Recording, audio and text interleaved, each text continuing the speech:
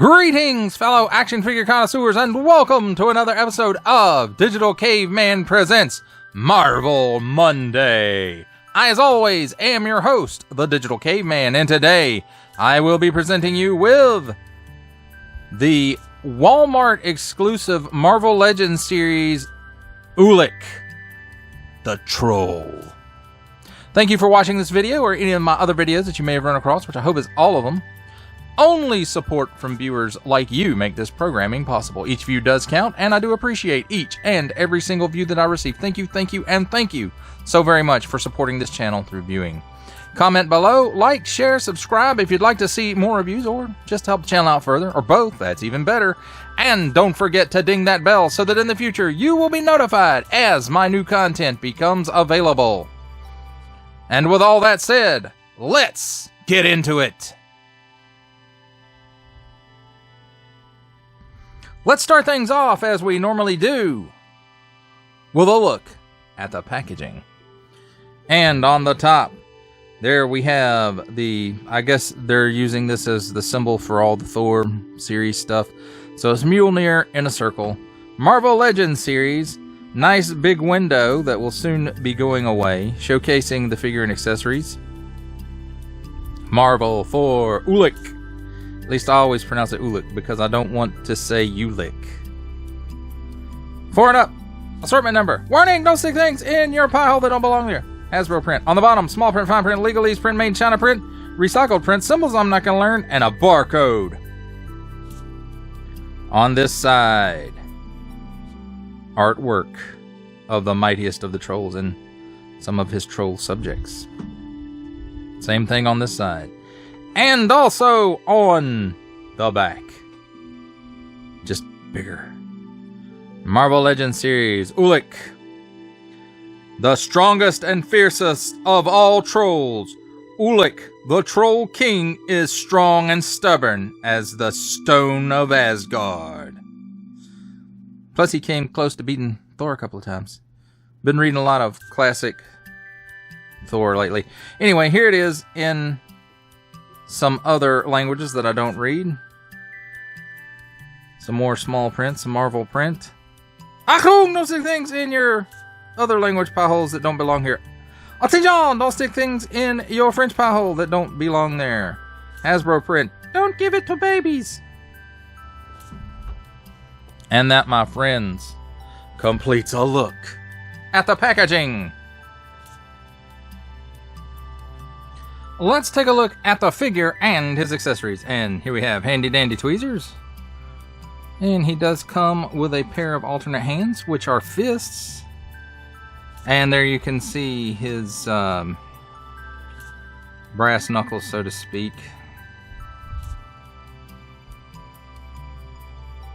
He had a special name for him, and I am not recalling it right at the moment. But knuckle dusters, whatever you want to call them. Pounders, that's what he called them. Pounders. Ulik's Pounders. And there you see a little bit of a paint app right here on the back of the hand, which this fur, I guess, covers up part of the hinge, but you can see it's there, and it's on an in and out hinge. And both hands are like that. And a little paint app here for the fingernail. And I'm not sure if this is molded in. No, it's a separate piece. So, that's kind of cool. Save on some paint anyway. And here's the other hand. And it's pretty much the same as the other one, just the opposite. Same paint apps and everything. Here we have his alternate head. And as you can see, this is the angry one. I'm going to kill you for. And I have to say, it's nicely sculpted. And it definitely looks like Ulik.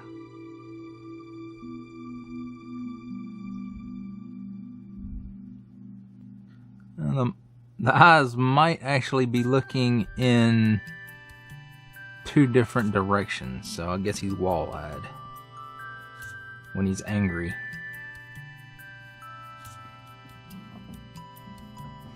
And then here we have his mace. nice silver paint app covering it. And it looks like, well, I don't know, is it, I can't tell if it's paint or if it's molded that way, because I see it's a little swirly twirly up here. But nice looking, and it does have nice details in it. I mean, it looks like roughly hewn metal, or it's been used a lot. Either way, appropriate. And it does, again, it does look nice. Now let's take a look at the figure himself. And there's his happy, I just kicked your butt, Thor face. And he seems to be a little bit wall-eyed there too. He has this necklace piece. It's a separate piece, which I'm sure can be removed once you pop the head off. I'm not sure how much I like that, but there it is. Nice paint apps here. Nice gold here. And nice silvers. And again, just some, I guess, to add shadow, or, and it's down here on the things too. Kind of throws it off with this ankle hinge here. And paint for his toenails and paint for his fingernails. And the two hands that come on the figure is like the splayed out hand and the grip hand. So splayed, like, I'm gonna grab you by the hair, Thor, and smash you with my mace. And then I'm gonna swap my hands out and beat you with my pounders. And then, you know, same amount of detail here on the back, it looks like. Paint here and here. And then pretty much nothing. The belt, maybe. Now, I've heard a lot of people say there was waist issues with this figure, like the waist is broken. I don't find that my waist is broken. It's a little loose, but it doesn't come loose or anything. And I shook it up and I didn't hear anything rattling around inside there, so I'm going to guess that it's supposed to be designed like that, but maybe it's just not supposed to be that loose. I don't know. Let's take a look at his articulation. He can't really look up. He does look down that far, which is really not a lot. Does he chicken neck? Yeah, he's got a little chicken neck in there. He's got some waggle. He will do the full exorcist. His necklace does get caught up in his hair and his beard. So that is a little on the annoying side. At the shoulders, this piece here is attached to the harness, I guess. But the arm will do a full 360-degree rotation at the shoulder. And let me see. It doesn't even give you a 90-degree bend. And let's try the other side just to make sure. Yeah. That's pretty much it right there. Cut at the upper bicep for a 360-degree rotation. Single hinged pinned elbow. That's an odd choice, and it gives you about not quite a 90-degree bend, and it's not even a swivel in there. So that's an odd design choice. 360-degree rotation at the wrist and on in and out hinge, just like the spare hands. And on this one, it's on an up and down hinge, so that makes sense. And let's see, he has that classic ab crunch. Marvel Legends Hasbro has ab crunch. And he will bend back that far, and he crunches forward that far. So not a whole lot. And then at the waist, again, it is loose. It doesn't seem to be broken, but it is loose. 360-degree rotation there. Ah! He will give you that much of the splits.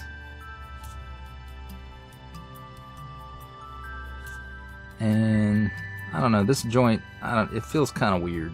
It looks kind of weird compared to some of the other legends. But he kicks forward that far, and his big troll butt gets in the way, so he kicks back none at all. Single hinged pinned knee, again an odd choice, and no swivel in there either. So not a hinge and swivel, just a pinned hinge, single hinge at that. Weird. Ankles tilt down that far, tilt up that far, so that's pretty good. And of course, forward facing pin, full rocker. And of course, his mace fits right there into his hand. And there we go, my friends, a look at the figure and his accessories. It's time for my favorite part of a review, comparisons. And the top comparison, I know this is probably the one everybody wants to know. Here is how he compares up with the 80th anniversary Thor. And I've been reading a lot of classic, or older Thor issues, before 250, number 250 of Volume 1. And I have to say, I think Ulik is just a little big. Now, this may be more based on a more modern version of him, because as of what I've been reading, he's not the king of the trolls yet. That's still Gyrodor. So, like I said, this may be a later version of him where he's bigger now. But that's how they compare up. And here is the Straczynski era Thor. And you can see he's a bit bigger than the 80th anniversary.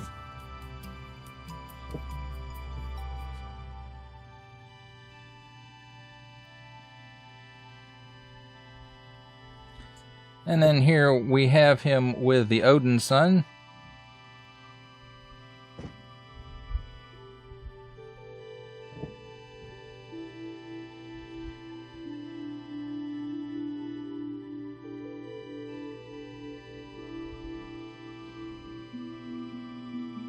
And here he is with Jane Foster Thor, and I don't know if they ever had any interaction in the comics because I haven't read those, and I don't want to call her. I don't want to call her Lady Thor because that's apparently they really hate that, and I don't want to just refer to her only as Mighty Thor because, Thor, male Thor, was also the Mighty Thor. So I guess Jane Foster Thor will have to do. At least for me. Cancer Thor? No. Strike that. That's just ugly.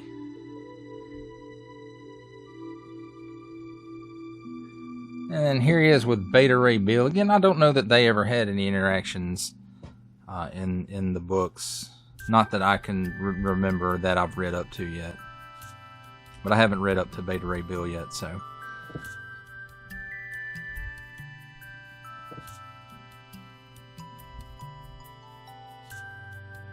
And then here is Lady Sif from the A-Force 5-pack. Was it 5? 5 or 6? Whatever that A-Force pack was.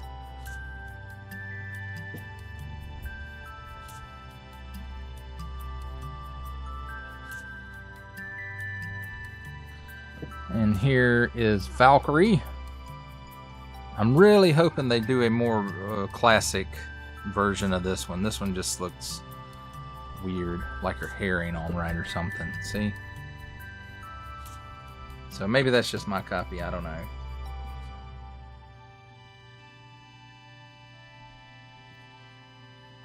And here he is with the All-Father himself, wielding his spear Gungnir.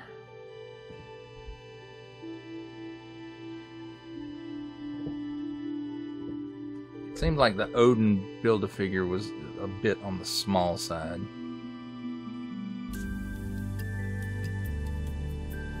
And then here he is with Loki, who they did have interactions. Usually Loki telling him, hey, go kill Thor.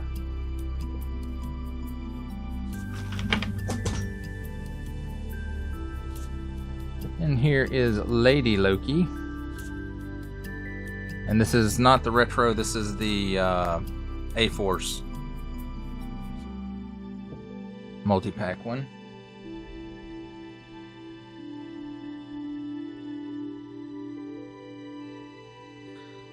And here he is with the Dark Elf Malekith.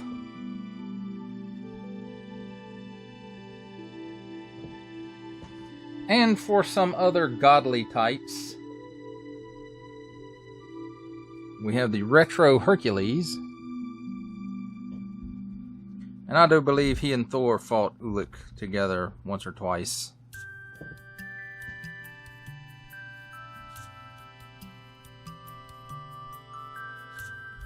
And here he is with Ares from the Ragnarok Build-A-Hulk figure series, I think.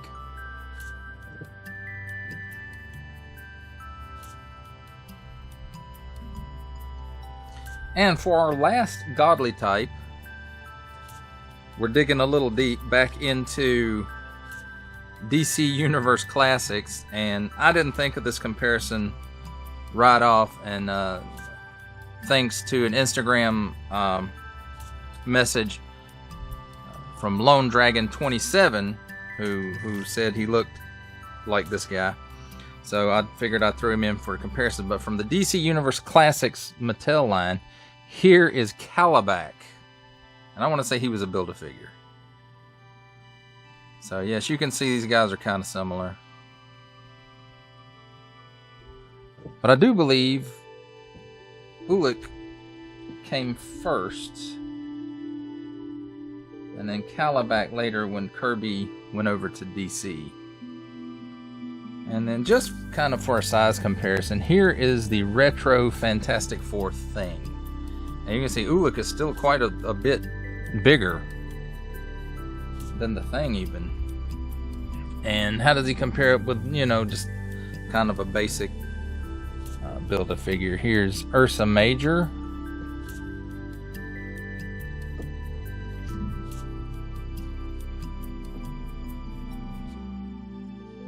And here's Zimnu, I don't remember. But anyway, he's the Build-A-Figure from that Villains wave.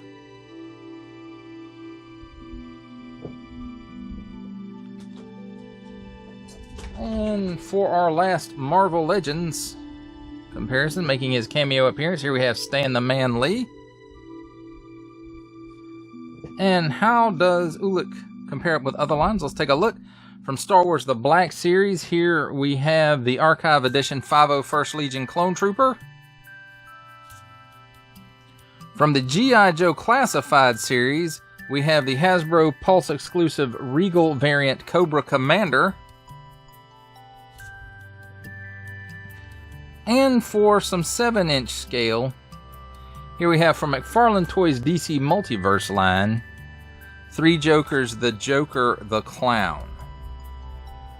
And that, my friends, completes our look at comparisons. For final thoughts on the Walmart exclusive Marvel Legends series, Ulik, the mightiest of the trolls, and the Troll King apparently also, I have to say, I do like this figure. He's large. He towers over most other Marvel Legends figures. His accessories, I guess if you count the hands and the head too. All these are very appropriate to this figure because he did a lot of pounding with his pounders.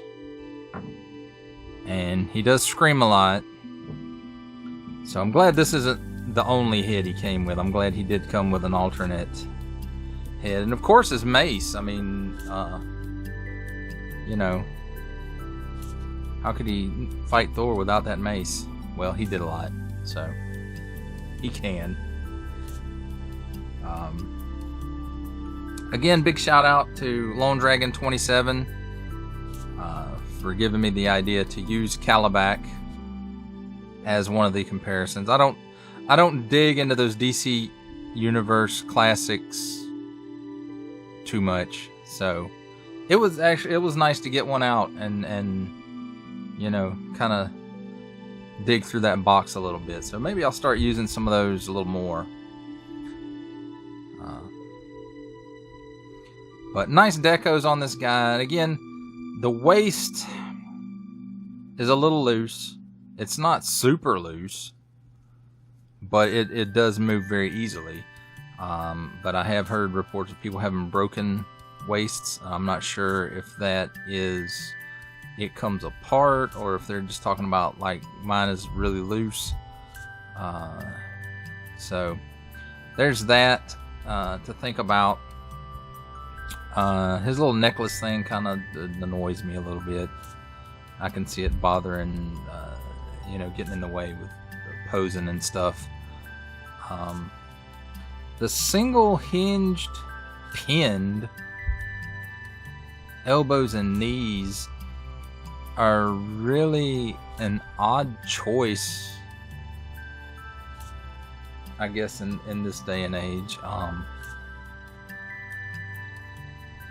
But well, you know, I say that, but then I'm looking, you know, other figures, his size, you know, he only has a single hinge, Ursa Major only has a single hinge.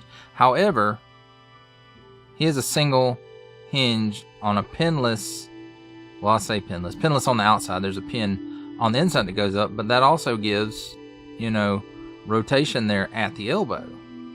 And Ulik is missing that. You know, he has the hinge, but he doesn't have the swivel. So that's a little bit of an odd choice, in my opinion. Your opinion, of course, may vary. You may think he only needs single-hinged, pinned, non-rotating elbows and knees. But that's what it is. Just be aware of it. That really does it for the review, my friends. I hope you enjoyed it. I enjoyed making it. Only support from viewers like you make this programming possible. Each view does count, and I do really, really appreciate each and every single view that I get. Thank you, and thank you so very much for supporting this channel through viewing.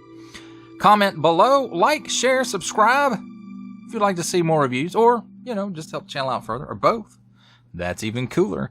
And don't forget to ding that bell so that in the future you will be notified as my new content becomes available. That's a wrap, folks. I'll see you next time.